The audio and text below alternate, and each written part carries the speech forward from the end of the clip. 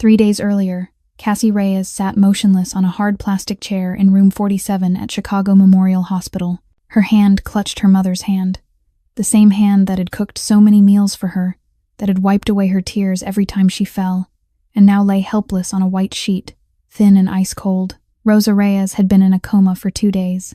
Cancer was gnawing at her body day by day, hour by hour, and Cassie could do nothing but sit there, watch the heart monitor's line rise and dip in steady waves, listen to the hollow beep-beep of the machines, and pray.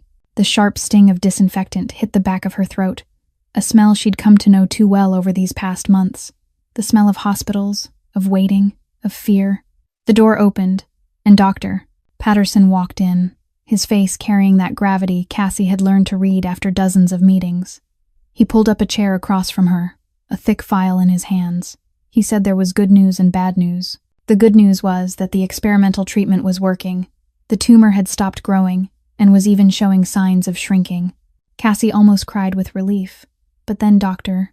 Patterson kept going. He said, however, they needed surgery to remove the primary tumor within a week, or the window of opportunity would close. Cassie said, then do the surgery. What are we waiting for? Dr. Patterson was silent for a moment, then said the hospital required payment of at least half the cost before they could proceed, and that half was $150,000. $150,000. The number rang through Cassie's head like a death knell. She waited tables at a diner for $12 an hour. She worked evening shifts for a cleaning company for $15 an hour. Working 80 hours a week, she brought home around $2,500 a month after rent and living expenses. $150,000 divided by $2,500 came to 60 months. 5 years. She'd need 5 years to earn that kind of money. But her mother had 1 week. Dr. Patterson added something about financial assistance programs, about negotiating with the hospital, but Cassie couldn't hear him anymore. She only looked at her mother lying there, unmoving, and felt the world collapse beneath her feet. 20 minutes later, Tiffany found Cassie in the small chapel on the hospital's first floor. The room was empty except for an elderly woman in the front pew, murmuring prayers in Spanish. Cassie sat in the far back corner, her face buried in her hands, her shoulders shaking in waves. Tiffany didn't say anything. She just sat beside her and set 2 cups of hot coffee on the bench. After a while, Cassie lifted her head, eyes raw and red, and told Tiffany everything. $150,000. 1 week. Tiffany listened, sighed, and said Cassie needed another job, more money, and fast. Cassie gave a bitter laugh and said she was already working 3 jobs, sleeping 4 hours a day. What else did Tiffany want her to do? Tiffany pulled out her phone and said her cousin worked for Morrison Cleaning Services, a company that cleaned high-end buildings downtown. They paid $25 an hour plus overtime, and they were always hiring because the work was brutal and most people quit after a few weeks. $25 an hour, nearly double what Cassie was making. Cassie did the math in her head. Even if she added 40 hours a week there, on top of her current jobs, she still couldn't make $150,000 in 1 week, but at least she could earn enough to negotiate with the hospital, to beg for more time, to keep her mother alive 1 more day. She asked Tiffany to send her the cousin's phone number. Tiffany nodded and texted immediately, but then she took Cassie's hand and told her Cassie had to promise she'd eat at least 1 proper meal a day and take vitamins, because if Cassie got sick, who would look after Aunt Rosa? Cassie nodded, and they clasped hands the way they used to when they were 10 years old, making simple promises, like splitting a bag of candy, or keeping each other's secrets. Cassie stood, drained the cup of coffee that had gone cold, and walked out of the chapel. She moved down the long, endless hallway, past closed patient room doors, past the anxious faces of families keeping vigil, and went back to her mother's room. Standing outside the door, she looked through the small window at her mother lying there, and she whispered to herself that no matter what she had to do, she'd do it. No matter what it cost, she'd pay it. 3 weeks passed like a whirlwind. Cassie started at Morrison Cleaning Services on the 2nd day after her conversation with Tiffany, and from that moment on, she almost forgot what it felt like to rest. The company's night shift was assigned to high-end office buildings in the Loop, the heart of downtown Chicago, where glass towers rose like fortresses built for the wealthy. Cassie mopped veined marble floors, polished stainless steel elevator doors until they shone, and scrubbed restrooms so spotless you could see your face in them. She didn't complain. She didn't sigh. She just kept her head down, worked, and took the money. After 3 weeks of grinding without a single day off, her supervisor called her into the office and told her she'd been assigned to Blackwood Tower, a 70-story building planted in the middle of the financial district. A coworker of hers, a middle-aged woman named Maria, heard the news and went wide-eyed. Maria said that boss in there is crazy. He's obsessed with cleanliness in a way that's downright sick. And just last month, 5 people got fired, including one who got cut loose for leaving a fingerprint on a glass door. Cassie only shrugged. She needed the money. She needed the overtime hours. She needed every cent she could earn to pay her mother's hospital bills. Her mother had woken up after surgery, and the hospital had agreed to a payment plan after Cassie dropped to her knees and begged, but the debt still hung over her like a blade suspended above her head, waiting to fall. On that fateful night, Cassie started her day at 6 o'clock in the morning with a waitressing shift at the diner, running plates non-stop until 2 in the afternoon. She wolfed down half a leftover sandwich from a customer, then rushed to her second cleaning job, working from 3 in the afternoon until 8 at night. With no time for dinner, she hurried to Blackwood Tower to begin the night shift at 9. 16 hours straight, an empty stomach, eyes burning from lack of sleep. But she kept going, floor after floor, wiping, vacuuming, buffing, until the clock struck 2 in the morning, and she stood in front of the private office door on the 70th floor, Kieran Blackwood's office. She pushed the door open and nearly forgot how to breathe. The room was as vast as a ballroom, with a soaring ceiling and floor-to-ceiling windows that looked out over Chicago at night. The city lights glittered below like a diamond carpet unfurled all the way to the horizon. Everything in the office was minimalist, cold, and so clean it felt sterile, as if no human being had ever truly lived here. Cassie cleaned quickly, wiped the desk, vacuumed the carpet, polished the glass, checked every small corner to make sure she didn't leave behind a single speck of dust. By the time she finished, her body was at its limit. Her knees trembled, her hands were numb, and her eyes felt full of sand. She started to leave, but then her gaze caught on the Italian leather chair behind the desk. Big and plush, wrapped in glossy dark brown leather, it looked like a throne in a kingdom of glass and steel. It seemed to call to her, to whisper that she should sit down, just for a minute, just long enough to breathe. Cassie told herself it'd only be 5 minutes. No one came to the office at this hour. She sat, her body sinking into the soft leather, and her eyes closed before she even realized it. She was wrong.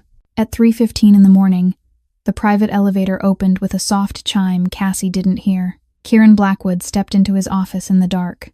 His tall frame, 6'2", cut in stark relief against the city glow pouring through the glass. He flicked on the lights and went perfectly still. Someone was sitting in his chair. No, not just sitting, sleeping, dead asleep in his chair, head tipped to one side, one arm hanging loose, the cleaning cart left sprawled beside it with the bucket and mop scattered like its owner had finally surrendered to life. Kieran's jaw locked so hard his teeth ached. Hayes, his head of security, appeared at his shoulder only seconds later, ready to handle it. Hayes said he'd drag her out immediately, but Kieran lifted a hand, a silent stop. He told Hayes to bring him a ruler, something long and hard. Hayes knew better than anyone not to question his boss, so he only nodded and vanished. 2 minutes later, Hayes returned with a long wooden ruler, and Kieran sent everyone out. Alone in the office with the sleeping intruder, Kieran slowly pulled on his black leather gloves, one finger at a time, then advanced on the chair with the ruler gripped in his hand like a weapon. He used the tip to press into the girl's shoulder, not hard, but firm and unmistakable. Cassie jerked awake, eyes wide with panic, her heart kicking wildly against her ribs as she saw the shadow of a tall man towering over her, face carved from ice, steel gray eyes staring at her as if she were a filthy insect that had crawled into his sacred space. Kieran spoke in a flat, cold voice and said she was sitting in his chair. Cassie sprang up like she'd been shocked, stammering apologies over and over. She was sorry. She didn't mean it. She'd only meant to rest for 5 minutes. But Kieran didn't react to her apologies. He just stood there, watching her with an unreadable gaze, cold and distant, like she was speaking a language he didn't understand and couldn't be bothered to learn. Cassie tried to explain. Said she'd worked 16 straight hours. She was exhausted. She'd only sat down for a second, and then slipped into sleep without realizing it. Kieran cut her off and said that wasn't his problem. She'd violated his private space, and she was fired. Desperate, Cassie began to tell him about her mother, about the cancer, about $150,000 in hospital bills, about working 3 jobs at once just to keep her mother alive one more day. She told him everything, spilling every weight, crushing her shoulders at the feet of this stranger, hoping that maybe, just maybe, he'd understand. But Kieran only looked at her with eyes like steel and said everyone had their own problems. What made her think hers mattered to him? Cassie stood there, staring at the man in front of her, and something inside her shifted. The fear dissolved. The desperation drained away. In its place came fire, a fire she hadn't known she still had. Instead of dropping to her knees the way so many others surely had before a man like this, Cassie straightened her spine, lifted her chin, and met his cold, gray stare head-on. She said she didn't think she was special. She only thought she was a human being trying to save her mother, and if he wanted to fire her, then fire her. But he shouldn't expect her to kneel and beg. She'd never begged anyone for anything in her life, and she wasn't going to start with him. Silence. The room fell so utterly quiet. Cassie could hear her own heartbeat pounding in her chest. Kieran watched her, and for the first time in this exchange, his eyes changed. Not pure cold anymore, but something else glinting in them. Something Cassie couldn't name. Chicago's entire Mafia empire trembled before this man. Killers, politicians, billionaires, all of them bowed their heads to him. Yet this cleaning woman, with nothing but calloused hands and a stubborn heart, dared to stand straight and look him in the eye without a tremor. Kieran told her to leave, his voice still cold, but he didn't call security, didn't threaten her. He simply ordered her out. Cassie bent down, snatched up her supplies, shoved the cart toward the elevator, and stepped inside. As the doors began to close, she turned back for one last look. Kieran Blackwood was still standing there in the office, flooded with light, those steel-gray eyes never leaving her until the metal doors sealed shut. There was something glinting behind that cold steel gaze, something she couldn't name, something dangerous. The next morning, Cassie had barely stepped out of the bathroom in her tiny apartment when her phone rang. Morrison Cleaning Services flashed on the screen, and she knew at once it wasn't going to be good. Her manager's voice on the other end was icy, telling her, "Miss Reyes, your contract is terminated effective immediately for violating client policy." Cassie tried to explain, tried to plead for one chance, but the manager only said the decision had been made and there was nothing further to discuss, then hung up. $25 an hour, the most important source of income she had, gone in a call that lasted less than a minute. Cassie sank onto the edge of the bed, the phone still in her hand, staring at the dark screen as if it might offer her an answer. But there was no answer. Only silence, and darkness slowly, patiently swallowing her whole. That afternoon, after her shift at the diner, Cassie went to the hospital to see her mother. Rosa was still there, eyes sealed shut, her face more hollow than it had been only days earlier, her skin pale as paper, the machines around her threaded with wires and tubing. Dr. Patterson came in, while Cassie was sitting by the bed. He looked at her with an expression that was both compassionate and firm, and said, "Miss Reyes, we need an answer about the payment. You have 5 days. 5 days. $150,000. And she'd just lost the only job that could have moved her even an inch closer to that number."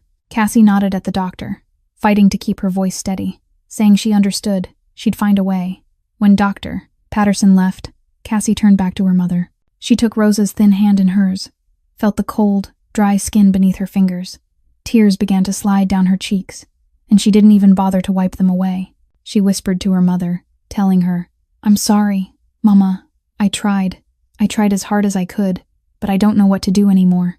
Rosa didn't answer. There was only the steady beep-beep of the heart monitor, a cruel reminder that time was draining away 1 second at a time.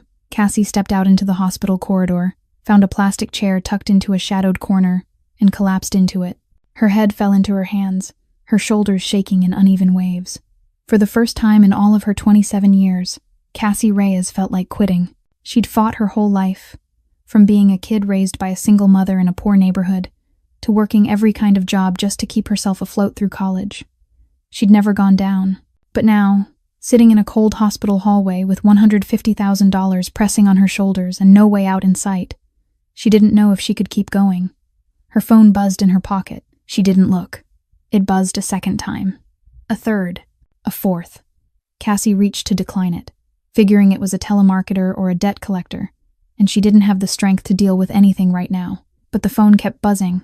A fifth time, stubborn and patient. She glanced at the screen. An unknown number. No name. Part of her wanted to throw the phone at the wall, but another part, the part that never stopped worrying about her mother, thought maybe it was the hospital calling from a different line. Maybe something had happened. Cassie pressed answer. She almost didn't. Almost. But something in her made her hit the green button. That decision changed everything. The voice on the other end was cold as ice, and so familiar it made Cassie's skin crawl. Cassandra Reyes. Cassie went rigid. She knew that voice instantly. The man from last night. The owner of Blackwood Tower. The one who'd thrown her out of his office only hours ago. Kieran Blackwood went on, his tone flat and emotionless, as if he were reading the weather. Blackwood Tower, 70th floor, 8 o'clock tonight. Alone. Cassie felt heat flood her face. I'm not a hooker. Find someone else. Kieran didn't even sound fazed by her refusal. He answered in the same cold voice, saying he didn't need a hooker. He needed a housekeeper. And she needed $150,000. 8 o'clock. Don't be late. Then the call ended. Cassie sat there in the hospital corridor, staring at her dark phone screen, trying to process what just happened. He knew about the money. He knew about her mother. But how did he have her number? And what did he want from her? She called Tiffany immediately and told her everything, from last night to the call that had just come in. Tiffany was quiet for a long time, then said, her voice more serious than Cassie had ever heard it. Cassie, that man's dangerous. Everyone in Chicago knows the name Blackwood. They're not just businessmen. There are rumors about that family. Rumors people don't say out loud. Cassie knew. She wasn't stupid. She'd heard the whispers about the Blackwood Empire, about shadow deals, about people who disappeared after they crossed them. But she looked through the window into the hospital room, looked at her mother lying there with paper, pale skin, and machines keeping her alive. And she told Tiffany she knew, but her mother was dying. What choice did she have? Tiffany didn't answer. There wasn't an answer. All day, Cassie worked at the diner like a machine, hands carrying plates while her mind was somewhere else entirely. She weighed every possibility, every option, every path. They all led to the same dead end. No one was going to loan her $150,000. No miracle was coming. There was only one door opening in front of her, and that door led straight to Kieran Blackwood. At exactly 8 that night, Cassie stood in front of the private elevator at Blackwood Tower. A security guard was already waiting, ushered her inside without a word, and pressed the button for the 70th floor. When the doors opened, Cassie stepped into a different world. Kieran Blackwood's penthouse was vast and cold, like a museum. Everything was minimalist. All white, gray, and black. Not a painting, not a flower, not a single sign that a human being truly lived here. Kieran stood by a massive wall of glass overlooking the city, his back to her, his tall body outlined against the shimmering lights of Chicago. He didn't turn right away, leaving her there to wait, as if she were nothing more than an appointment on his crowded schedule. Finally, he faced her, steel-gray eyes giving nothing away, and said he had an offer. She'd work for him, personally, as his housekeeper, his assistant, the one who handled his problems. Salary of $10,000 a month, and more than that, he'd pay all of Rose's hospital bills. All of it. No repayment required. Cassie felt her head spin. $10,000 a month, every hospital bill paid.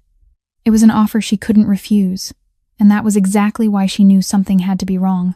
She looked him straight in the eye and asked what she had to do in exchange for all that money. Sleep with him. Kieran looked at her like she'd just said the stupidest thing he'd ever heard. Then he spoke, his voice still cold but edged with something strange, and said he was disgusted by physical contact. He didn't shake anyone's hand without gloves. He didn't let anyone touch his belongings, and the very thought of intimacy with anyone he stopped. Didn't finish the sentence, but his eyes said the rest. It was the look of a man carrying wounds so deep they couldn't be healed. He went on, saying he needed someone to maintain his space, someone who followed rules, someone who didn't ask unnecessary questions. Could she do that? Kieran laid out the terms. She'd live in the penthouse and have her own room. She had to be on call 24/7. She had to follow every rule he set, without exception. She wasn't to ask about his past, his work, or anything personal. The contract would run for 1 year. He set a thick stack of papers on the table in front of her, along with a pen. Cassie looked at the contract, looked at Kieran, thought of her mother in the hospital, waiting for a miracle Cassie couldn't deliver. She picked up the pen and signed her name on the last line. She'd just sold herself to the devil, but at least the devil paid well. And right now, the devil was her mother's only hope. The first few weeks in Kieran Blackwood's penthouse felt like living inside a golden cage. Cassie had a private room 3 times the size of her old apartment, with a mattress that felt like cloud, a marble-tiled bathroom, and a closet bigger than her former living room. But the penthouse itself was chilling in a way that got under her skin. Everything was white, gray, and black. Not a single painting on the walls, not one flower in a vase, not one family photo. It was like living in a museum, or worse, like living in a sterile operating room. On the first day, Kieran handed her a list of rules that ran 2 full pages. Don't touch his belongings unless it's necessary. Every item had to be placed in the exact spot, at the exact angle, not even an inch off. Cleaning followed a fixed schedule, not 1 minute early, not 1 minute late. No personal questions. And most important of all, no physical contact. Absolutely never. Cassie followed every rule perfectly. She wiped, cleaned, and arranged everything exactly the way he demanded. But while she worked, she watched. She watched Kieran wash his hands dozens of times a day, sometimes scrubbing so hard his skin turned raw and bled. She watched him check the front door locks 3 times before bed, counting out loud each time. She watched him barely eat, living on black coffee and work that stretched deep into the night. And she watched his eyes whenever he stood at the window, looking out over the city after dark, those steel-gray eyes empty, as if he were staring at something no one else could see, something from the past that still haunted him every second. One night, around 2 a.m, Cassie woke to noise from Kieran's room. A scream so ragged with pain it cut straight through the expensive soundproof walls. Nora, I'm sorry. Then silence. Cassie lay in the darkness of her own room, heart pounding, staring up at the ceiling. Who was Nora? What had Kieran done to her that he had to beg forgiveness in his nightmares? The next day, as Cassie walked down the hallway to get her cleaning supplies, she ran into Hayes, Kieran's head of security, a tall, middle-aged man built like a wall, his face hard and unreadable, watched her with a measuring look. He said, "You're the cleaning woman who talked back to Mr. Blackwood." Cassie didn't flinch. She answered, "I'm the cleaning woman who doesn't beg." Hayes studied her for a long moment, and then the impossible happened. The corner of his mouth lifted, almost a smile. Hayes had seen countless powerful people tremble before Kieran Blackwood. Killers, politicians, billionaires, all of them lowering their heads. But this woman, this cleaning woman with nothing but her self-respect, had held her ground. For the first time in years, Hayes felt something that resembled respect. Another night, around 3 a.m, Cassie couldn't sleep and went to the kitchen for water. She pushed the door open and stopped short.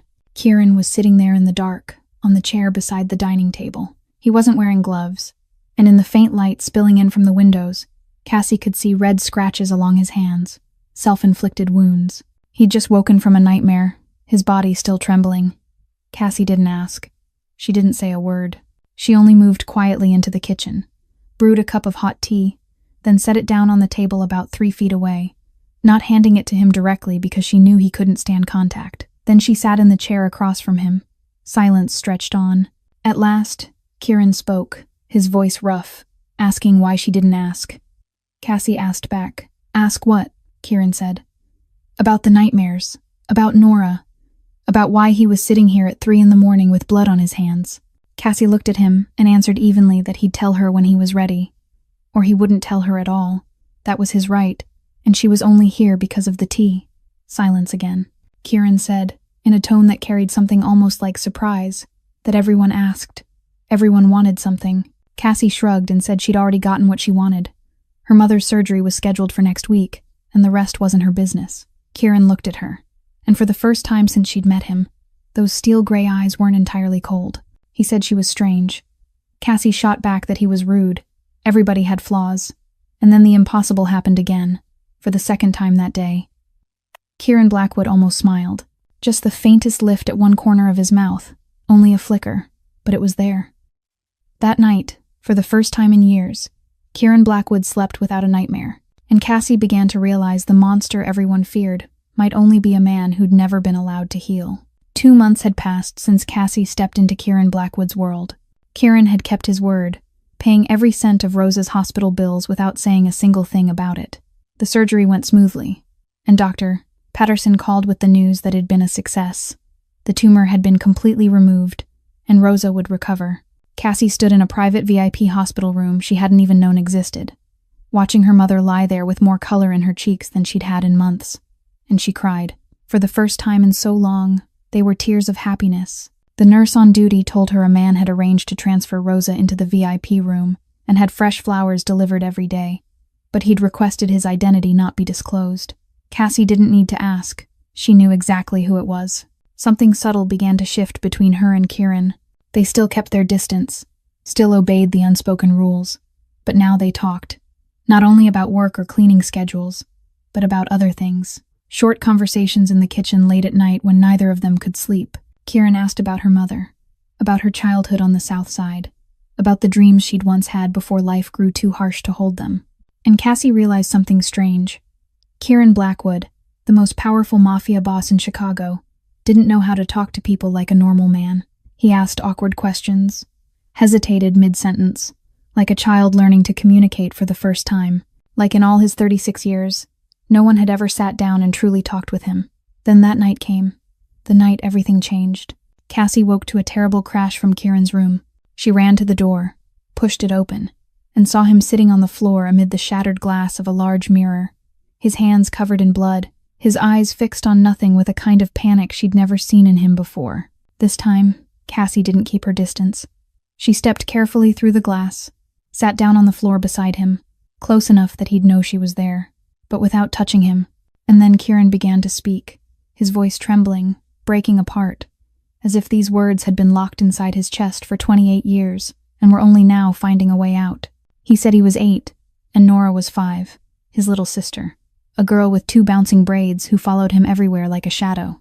He said that day he'd wanted to show her a magic trick with matches, to make her laugh, but the flame had surged too fast, swallowing the room in an instant. He told her about his father, Patrick Blackwood, who'd run into the fire to save Nora, and how someone had dragged Kieran outside while he screamed to go back in. He told her about the moment the house collapsed, and his father and his sister never came out.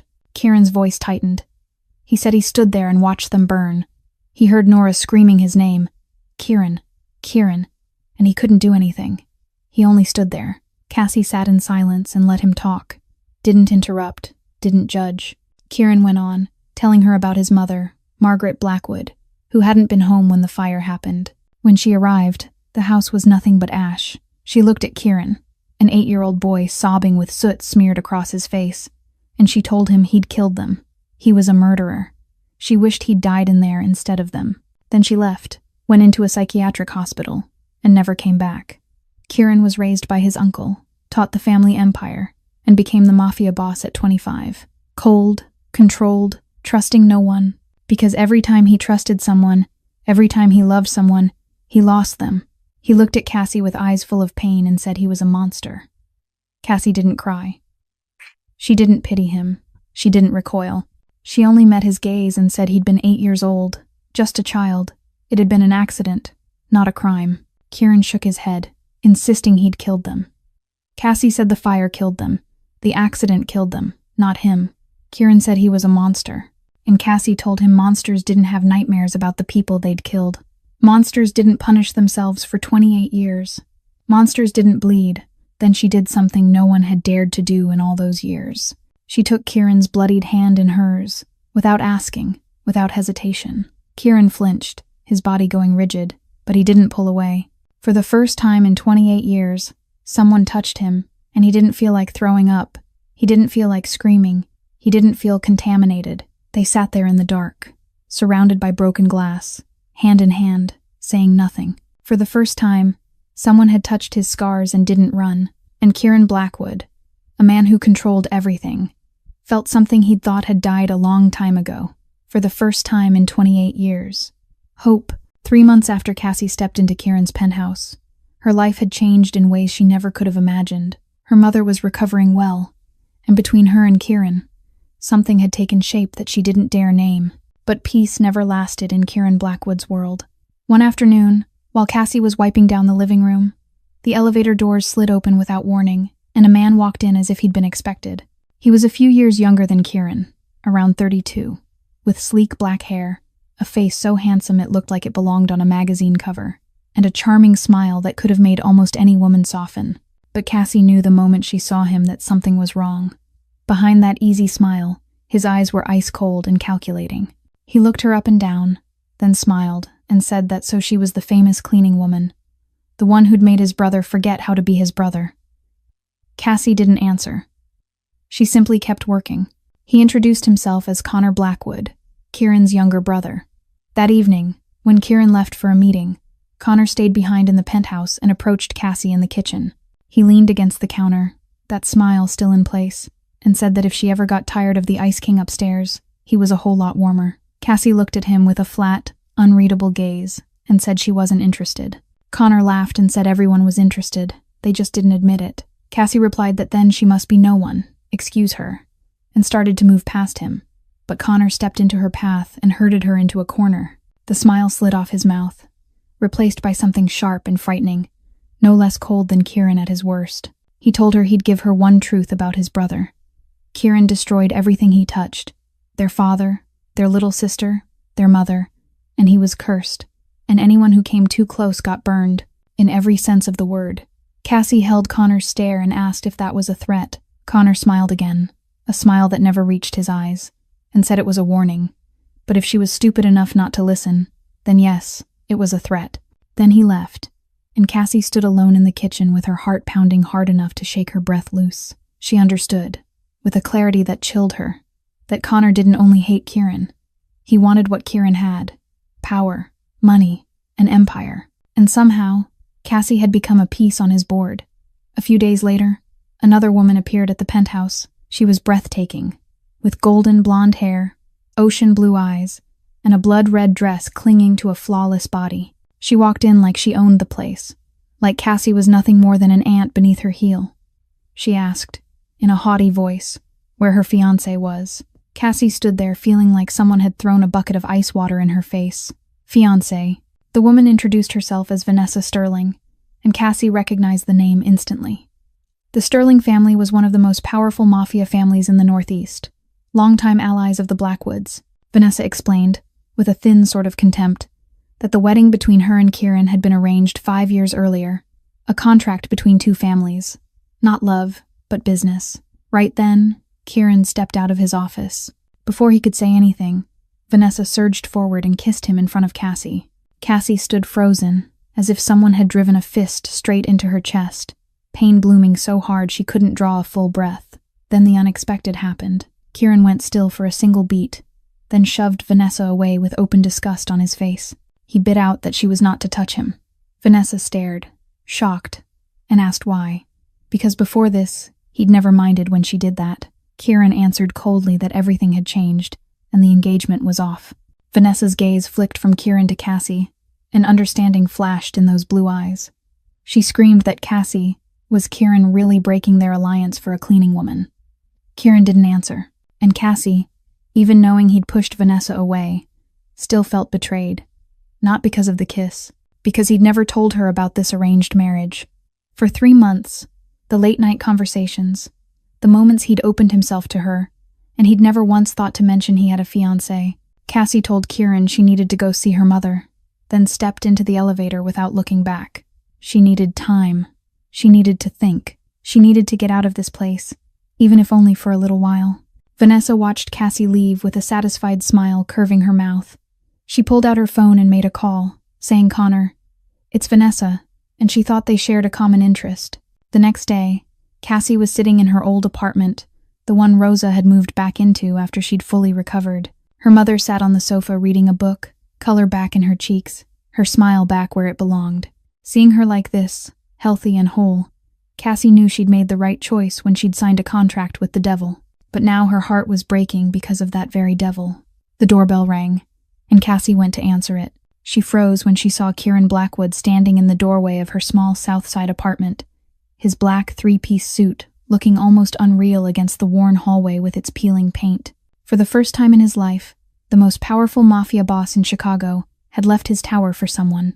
Rosa lifted her gaze to the unfamiliar man, then looked at her daughter with quiet understanding.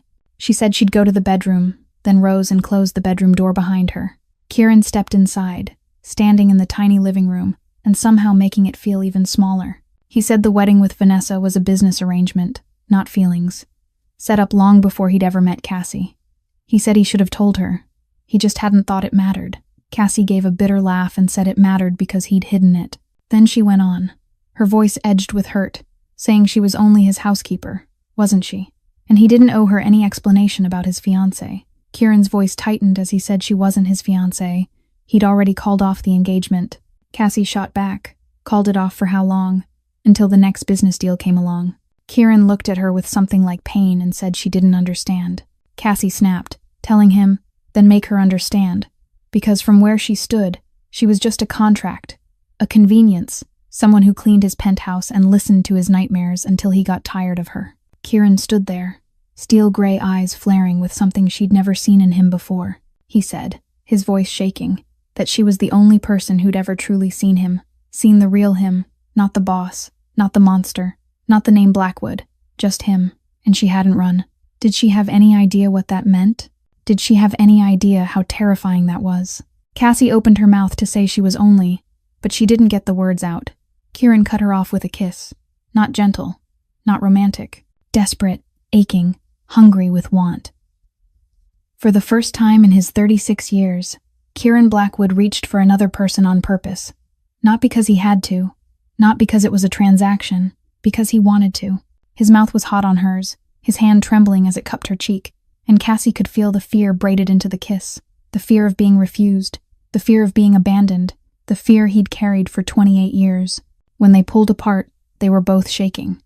Cassie whispered that this changed everything. Kieran nodded, saying he knew.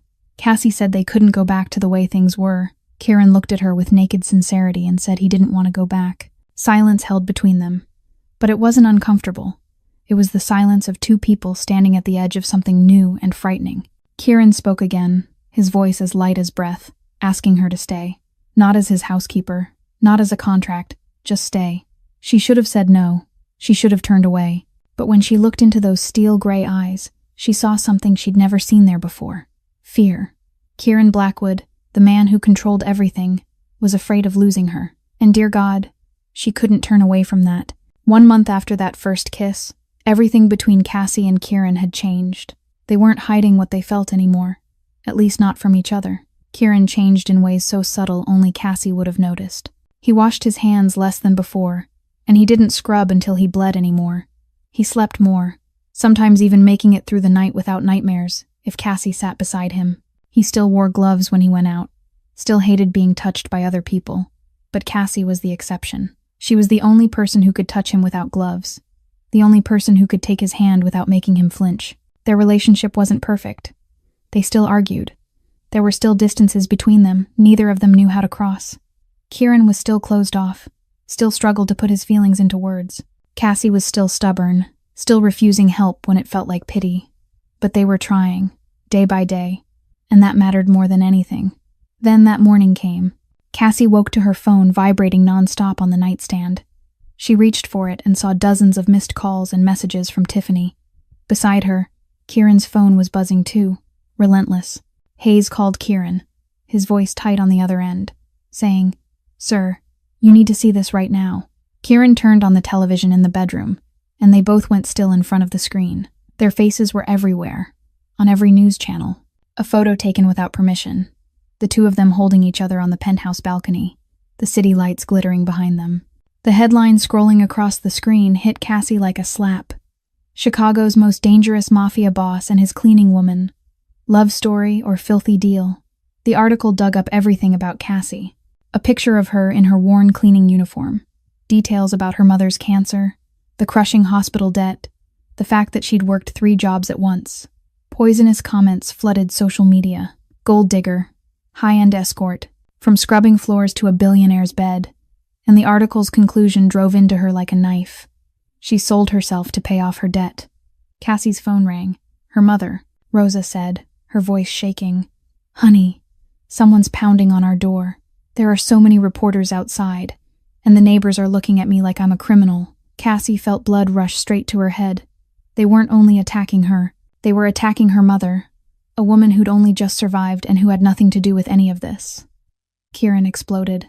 No, exploded still, wasn't enough to describe what happened. He shattered the glass side table with one blow, hurled the television remote into the wall, and roared into the phone at his men to find out who'd done this.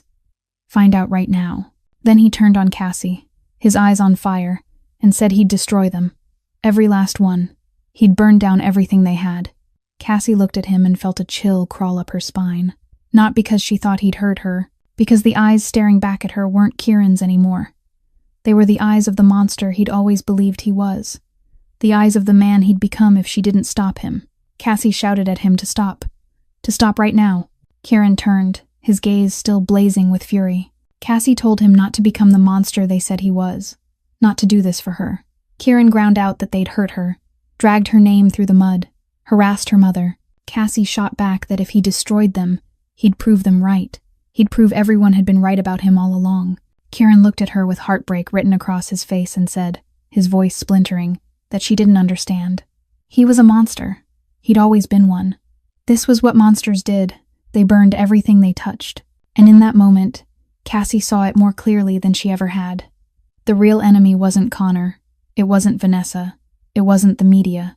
The real enemy was the voice in Kieran's head. The voice that had whispered to him for 28 years that he was a monster, that he destroyed everything he touched, that he didn't deserve love, and she didn't know how to fight that enemy. 2 days had passed since the scandal broke. 2 days in which Kieran didn't sleep, didn't eat, only sat in his office making call after call to his men, ordering them to find whoever was behind this. Revenge became his obsession the way hand-washing and lock-checking used to be. Relentless, compulsive, consuming.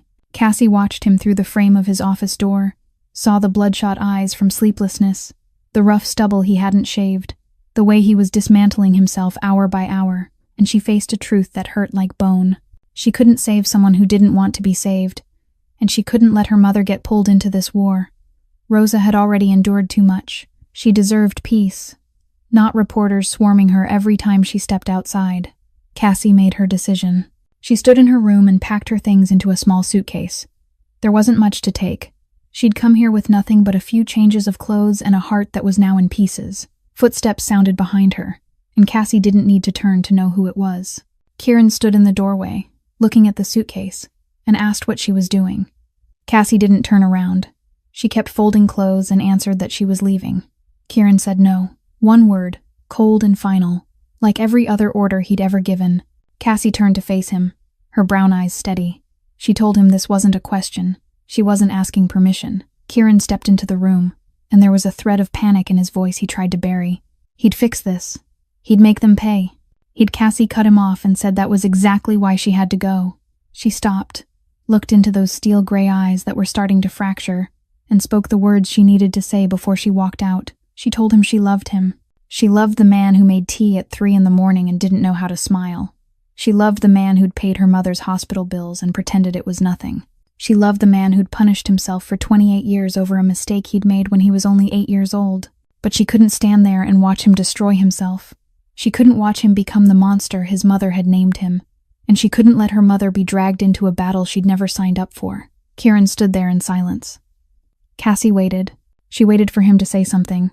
Anything. She begged him without words to speak, to tell her to stay, to tell her he'd stop, to say anything at all. But Kieran didn't speak, not because he didn't want to, because in his head, a voice was whispering that she'd be safer far away from him. Everyone he'd ever loved had been hurt. His father, his sister, his mother, and now, Cassie. He thought he was protecting her by letting her go. He thought his silence was the last gift he could give her. Cassie looked at that silence and understood it for what it was. An answer.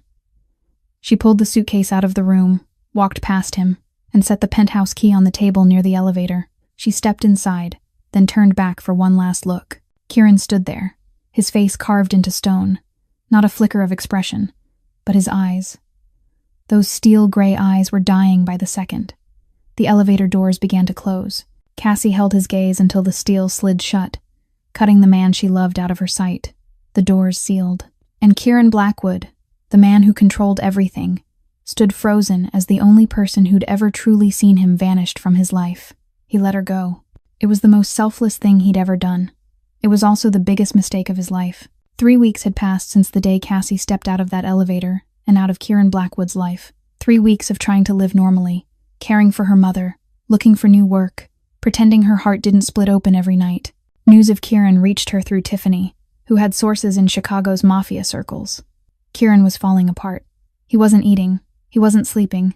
He wasn't running his business. He'd locked himself inside the penthouse and refused to see anyone. Connor was seizing the moment, step by step, taking control of the Blackwood Empire, preparing a coup. And Vanessa Sterling was pressuring Kieran to agree to the marriage, using the family contract like a weapon. Cassie heard it all and felt like someone was squeezing her heart in a fist. One night, as Cassie sat on the sofa staring at nothing, Rosa sat down beside her. She looked at her daughter with the eyes of a mother who'd watched her child suffer for 3 long weeks. And she asked plainly if Cassie loved him, the man who'd saved her mother's life. Cassie didn't answer. She just broke, the tears she'd held back for 3 weeks finally spilling out. She told her mother everything, from the night she'd fallen asleep in his chair, to the contract, to the late-night conversations, to the first kiss, to the scandal, and the day she walked away. Rosa listened, silent for a long time, then spoke in a voice that was gentle but certain, saying that life didn't always give you perfect choices, and sometimes you had to fight for things that were messy, complicated, and frightening, because those things were worth it. He was worth it, and Cassie was too. Cassie lay awake all night turning her mother's words over and over, and she saw a truth she'd refused to face for 3 weeks. She hadn't left to save Kieran. She'd left because she was afraid. Afraid of losing him, afraid of his world, afraid of getting hurt. But fear wasn't a reason to abandon the person you loved, and if Kieran couldn't fight for himself, then she'd fight for him. Her phone buzzed. Hayes' number. Kieran's head of security had been secretly contacting her for 2 weeks, updating her and sending evidence he'd gathered. Hayes was loyal to Kieran, not to the Blackwood family, and he knew Connor was betraying him. Today was the day Connor was calling a meeting with the Mafia elders to formally declare Kieran unfit to lead. Cassie knew this was her one chance. The conference room on the 69th floor of Blackwood Tower was packed with the most powerful faces in Chicago's underworld. Connor stood at the head of the table, Vanessa seated beside him with a victorious smile, and together they were laying out their plan to take over the Blackwood Empire. Connor said his brother was no longer capable, that Kieran had let a cleaning woman drive him mad, and that it was time for new leadership. Right then, the meeting room door opened. Cassie walked in. Every head snapped toward her. Shock spread across every face. The cleaning woman. Here. Connor laughed and asked what she was doing there. Had she come to beg for her job back? Cassie didn't answer him. Calmly, she walked to the table, set a thick stack of documents in front of the elders, and said in a clear voice that didn't shake that Connor Blackwood wasn't trying to save this organization. He was trying to steal it. And Vanessa Sterling wasn't here for marriage but for power. And the proof was in their hands. The elders scanned the pages. Evidence that Connor had been selling information to a rival organization, secret transactions, recorded calls. Connor went pale, trying to argue, but no one listened anymore. One of the elders stood and told Connor he was finished, to get out. Vanessa shot to her feet, her face flushed purple with rage, and screamed at Cassie that she thought she'd won. She was nothing, just trash. She didn't belong in this world. Cassie met Vanessa's gaze and said yes. She didn't belong in this world, but she belonged beside Kieran, and he'd chosen her. And that was something all of Vanessa's money and power would never be able to buy. A voice came from the doorway. Kieran. He stood there, one shoulder against the frame, having witnessed everything. He looked thinner than he had 3 weeks ago, his eyes hollow with sleeplessness. But for the first time in 3 weeks, something alive had returned to those steel-gray eyes. He looked at Cassie, the woman who'd just saved him not with money or power, but with a courage he'd never believed she possessed. Cassie and Kieran faced each other in the middle of the room. Kieran said she shouldn't have come back. He was dangerous. Cassie said she knew. She didn't care. Kieran said he'd hurt her. Cassie said maybe, but at least they'd hurt together. Kieran pulled her into his arms, holding her tight like she was the only lifeline he had in a black sea. And for the first time in 3 weeks, for the first time in 28 years maybe, Kieran Blackwood cried. Kieran Blackwood had lived his whole life believing he destroyed everything he touched. But this woman, this stubborn, fearless, impossible girl, had walked into his fire and refused to burn. A month had passed since the day Cassie came back and saved Kieran from Connor's coup. Everything had shifted. Connor was cast out of the Blackwood family, stripped of every ounce of power and wealth, and rumor said he'd fled to Europe to hide from the enemies he'd made during his betrayal. Vanessa Sterling vanished from Chicago. But Cassie knew a woman like her didn't quit so easily. Kieran and Cassie were rebuilding what they'd almost lost, slowly and carefully, like two people learning how to trust from the ground up. Kieran had even started talking about therapy, a step Cassie never thought he'd take. Then that afternoon arrived. Cassie was reading on the sofa when the penthouse doorbell rang. Hayes came in looking more tense than usual and told Kieran someone wanted to see him, and she said she was his mother. Kieran shot to his feet, his face going pale like he'd seen a ghost. And maybe he had, because the woman who walked through the door was Margaret Blackwood, the woman who'd abandoned him 28 years ago. She was 62, her hair cut short and gone white, her body gaunt as if it were nothing but bone wrapped in skin, and her eyes filled with the ghosts of the past. She'd been released from the psychiatric hospital after 25 years, and now she stood here in her son's luxury penthouse, taking in the wealth around her with a bitterness that could sour the air. Margaret looked at Kieran. Then she looked at Cassie beside him. Then she turned back to Kieran, her eyes flaring with resentment. Cassie understood instantly who'd brought Margaret here. Vanessa. This was her final weapon, using the past to destroy the present, using the mother who'd left her child to break that child all over again. Margaret spoke, her voice cold and razor-sharp, saying, "Look at him, living in luxury, living happy. While she rotted in a psychiatric hospital for 25 years, he'd killed his father, killed his little sister. And he got to enjoy all of this." Kieran stood there without a single word.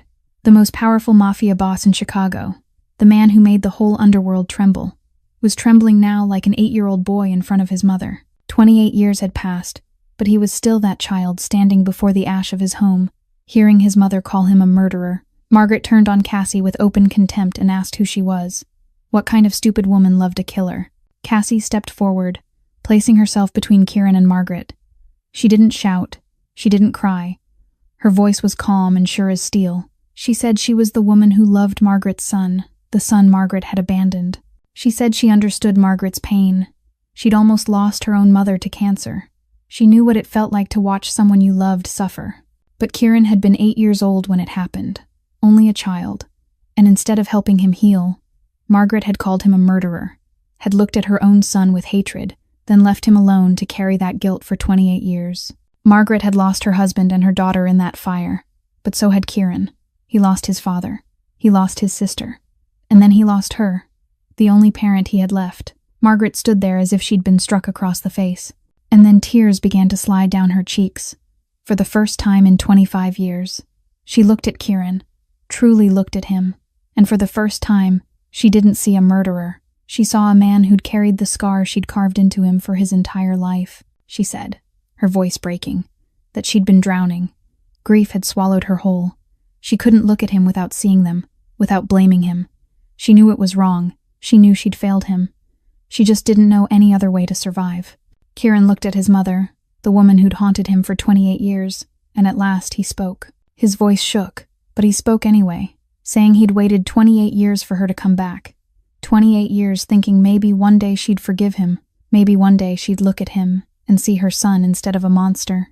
Did she know how many nights he'd woken screaming Nora's name? How many times he'd wished he'd died in that fire instead of them? The room fell into a heavy silence. Mother and son faced each other, and between them lay 28 years of suffering, 28 years of guilt, 28 years of resentment. But between them also stood Cassie, the woman who refused to let the past define the future. The weapon Vanessa had sent to destroy Kieran was about to become the key that freed him, because sometimes the only way to heal is to face the person who hurt you most and choose forgiveness.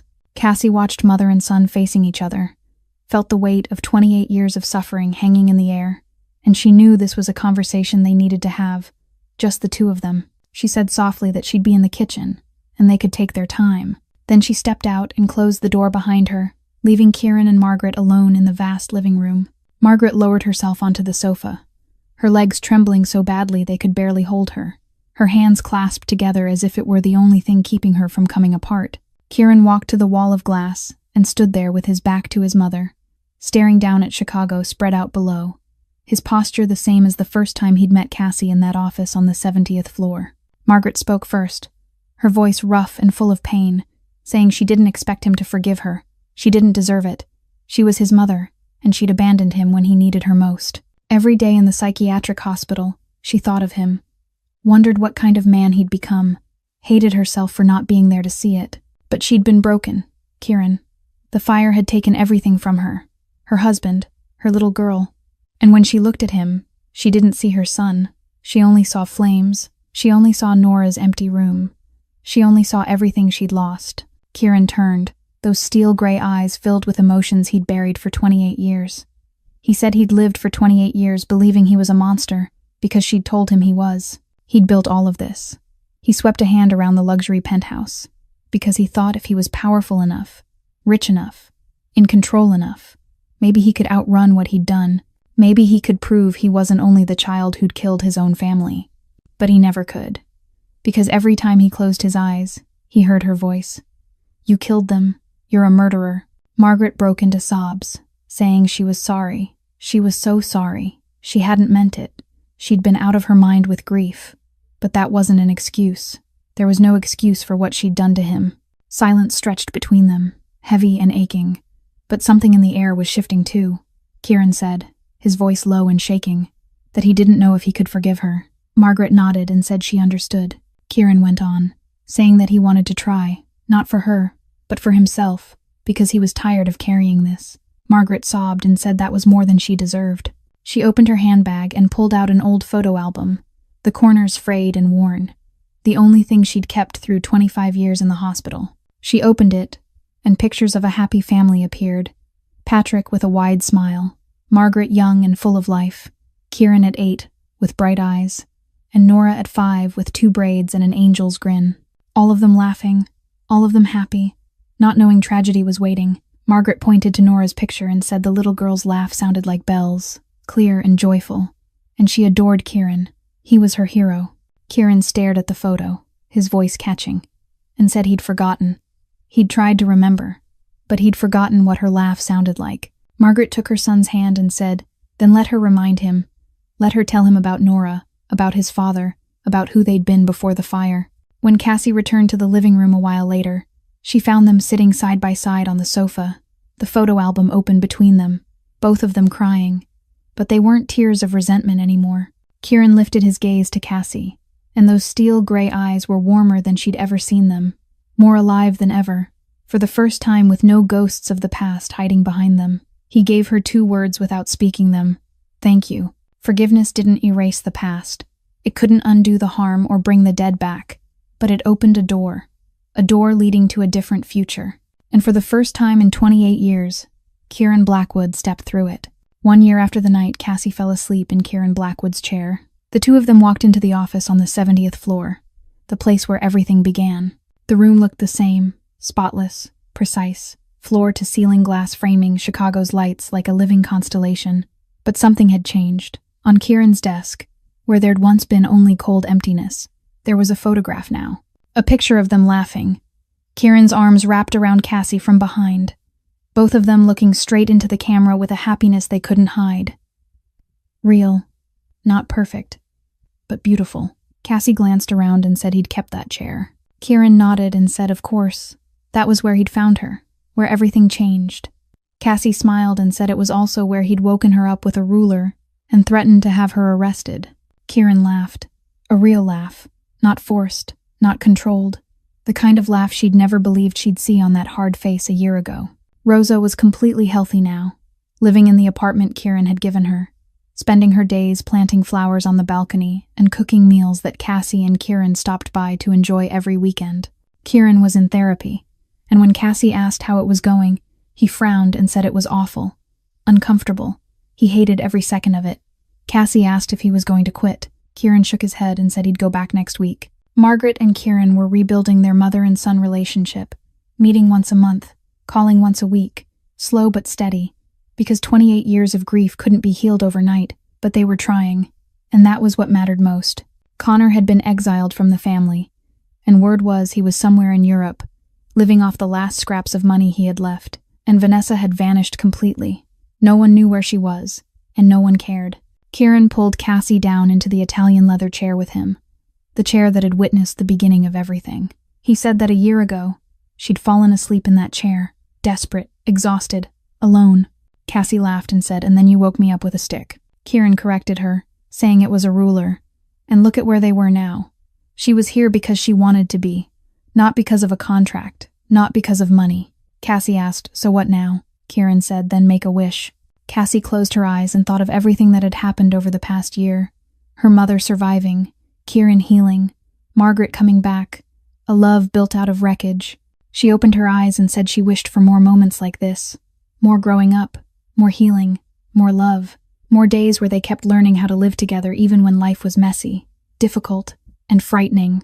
Kieran smiled and said that was a good wish. Cassie asked if he could help her make it come true. Kieran kissed her softly and whispered that he'd already started. Love isn't perfection or control.